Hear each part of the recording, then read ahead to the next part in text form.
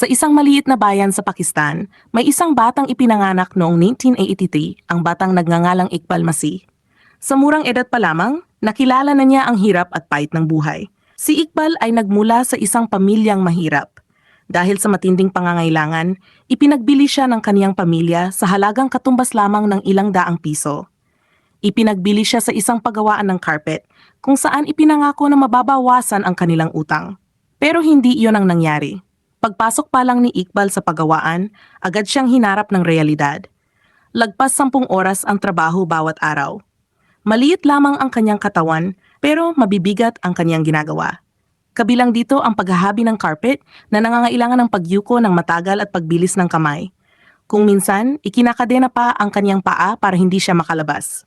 Sa araw-araw, si Iqbal ay nakararanas ng sakit, gutom at takot. Ngunit sa kabila ng lahat, hindi nawala ang pangarap niya. Pangarap niyang maging malaya, pangarap niyang makapag-aral, at pangarap niyang makatulong sa iba. Isang araw, noong siya ay 10 taong gulang, nakahanap siya ng paraan para makatakas.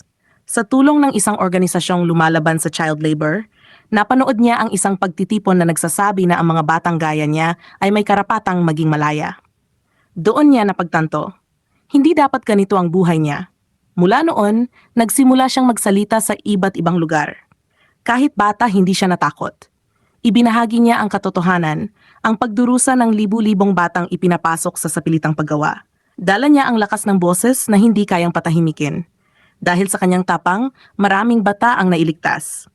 Maraming pamilya ang nagising sa katotohanan, at maraming gumawa ng hakbang para labanan ang mapang-abusong sistema.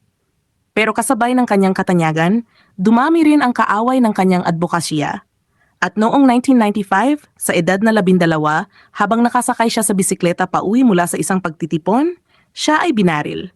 Isang batang 12, tinanggalan ng buhay dahil lamang sa kanyang katapangan. Ang pagkamatay ni Iqbal ay nagdulot ng matinding lungkot, ngunit nag-iwan din ito ng mas matinding apoy, apoy ng pag-asa at apoy ng pagbabago. Hanggang ngayon kinikilala si Iqbal Masih bilang simbolo ng laban kontra child labor, simbolo ng kalayaan at simbolo ng boses ng kabataan.